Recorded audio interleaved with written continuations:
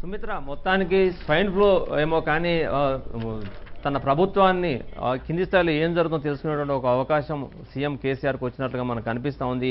అసలు swine flu విస్తరిస్తున్నటువంటి ఆ తీరు, అట్లాగే చనిపోతున్న మృతుల సంఖ్యను కట్టడి చేసేందుకు అప్రమత్తం చేయాల్సినటువంటి వైద్య ఆరోగ్య శాఖ ముద్దునిద్రపోతుందనే విషయం కేసీఆర్కు కేంద్ర సంబంధించినటువంటి ఉన్నతాధికారులు అట్లాగే ఆరోగ్య మంత్రిత్వ శాఖ నుంచి మంత్రి స్వయంగా ఫోన్ చేసి విషయం ఆరా తీస్తే కానీ తెలియని పరిస్థితి కనిపించింది. మొత్తానికి నిన్న ఉదయం నుంచి కేంద్రం అధికారులంతా అలర్ట్ అయిన నేపథ్యంలో అక్కడి నుంచి అందిన సమాచారం మేరకు సీఎం ఇక్కడ ఉన్నత స్థాయిలో సమీక్ష నిర్వహించారు.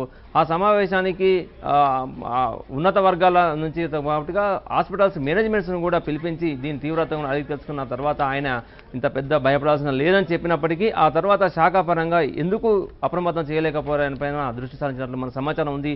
నిన్న 3.5 గంటల పాటు ఉన్నతాధికారులు అట్లాగే యాజమాన్యంతో భేటీ సందర్భంగా డిప్యూటీ సీఎం రాజయ్య పైన తీవ్ర స్థాయిలో అసహనం వ్యక్తం చేసినట్లుగా మనకు సమాచారం ఉంది. సాయంత్రం రాత్రి వరకు జరిగినటువంటి ఈ పరిణామాలు, ఉదయం నుంచి రాత్రి వరకు స్వైన్ ఫ్లూ సమరం పైనే కేసీఆర్ దృష్టి సారించారు. ప్రక్షాళన సంబంధించినటువంటి చేయాల్సింది ఇక అంతా శాఖాపరమైనటువంటి అవినీతి పైన దృష్టి సారించాలని భావించిన ఆయన ఇవాళ ఉదయమే డైరెక్టర్ హెల్త్ సాంబశివరావు పైన వేటు వేశారు. ఆయన ఇప్పటికీ ఆశ్చర్యకరమైన విషయం ఏంటంటే వరంగల్ సంబంధించినటువంటి డిఎంఎన్హెచ్ఓగా ఇంకా సంతకాలు పెడుతున్నారని మనకు సమాచారం ఉంది.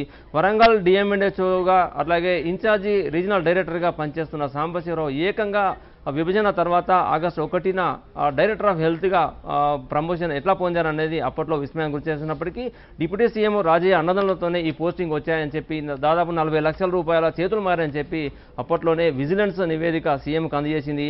అయినప్పటికీ ఆయన దళితుడు, అట్లాగే ఇప్పటికీ దళిత సీఎం చేస్తానని చెప్పినప్పుడు సీఎం ఆ పని చేయకుండా తానే అట్టుపెట్టుకున్నారని చెప్పి సీఎం అయ్యానని చెప్పి విమర్శలు చెల్లిన నేపథ్యంలో దాన్ని పక్కన పెట్టి ఈ డిప్యూటీ సీఎం రాజయ్యకు పెద్ద స్థాయిలో ప్రాధాన్యత కల్పించారు. ఆదిలాబాద్ రిమ్స్ సంబంధించి ప్లేట్లెట్లు పరికరాలను చేరవేసేందుకు స్వయంగా కేసీఆర్ వాడేటువంటి హెలికాప్టర్ ఇచ్చి పంపించారు. ఆ తర్వాత మంచిర్యాలలో జరిగినటువంటి ఒక ఉన్నత స్థాయి సమావేశానికి హాజరైన డిప్యూటీ సీఎం ఆసుపత్రిలో ఒక మహిళ గర్భిణి అక్కడికి వచ్చిన నేపథ్యంలో డాక్టర్ సేవల్లో అందించకుండా వాళ్ళందరూ కూడా రాజయ్య సేవలో తరించిన నేపథ్యంలో అక్కడ మహిళ చనిపోయింది. మీడియా కూడా డాక్టర్లు లంచం తీసుకుంటే తప్పేంటి అని చేసిన వ్యాఖ్యలు కూడా పెద్ద దుమారాన్ని రేపాయి. అట్లాగే ఈ నర్సులకు సంబంధించినటువంటి నియామకాలు, అవుట్సోర్సింగ్ ఏజెన్సీ సంబంధించిన ఎంపికలను కూడా పెద్ద ఎత్తున చేతులు మారాయని చెప్పి ప్రభుత్వానికి నివేదిక అందింది. దీంతో పాటుగా కొన్ని అంబులెన్స్ సంబంధించి పాడైపోయిన వాటి స్థలంలో కొత్తవి తీసుకున్న దాంట్లో కూడా డబ్బులు చేతులు మారాయని చెప్పి మొత్తం ఫైలు ఆరోగ్య శాఖలో జరిగిన అవినీతి, అక్రమాలు, అక్రమ పదోన్నతులు ఇట్లాంటి వాటన్నిటిపైన కూడా విజిలెన్స్ నివేదిక సీఎం వద్ద ప్రస్తుతం ఉంది. దాన్ని క్షుణ్ణంగా 1కి 4 సార్లు చదివారని చెప్పి చెప్తా ఉన్నారు. ఒక్కొక్క ఇష్యూ పైన సీఎం ఇప్పటికే వ్యక్తిగతంగా 3 సార్లు డిప్యూటీ సీఎం రాజయ్య పైన వస్తున్న ఆరోపణలన్నిటిపైన కూడా సీఎం అసహనం వ్యక్తం చేస్తూ పద్ధతి మార్చుకోమని చెప్పినట్లుగా సీఎం వర్గాల నుంచి మనకు విశ్వసనీయ సమాచారం ఉంది.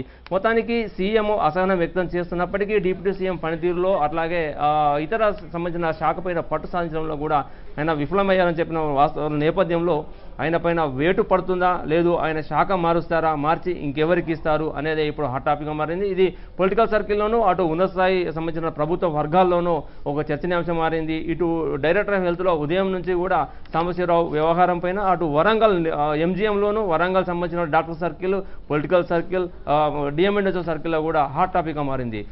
దీనికి సంబంధించినటువంటి అప్డేట్ సాయంత్రం కల్లా పూర్తి స్థాయిలో మనకు వచ్చేటువంటి అవకాశం ఉంది Sumitra. Right, thank you Mahender.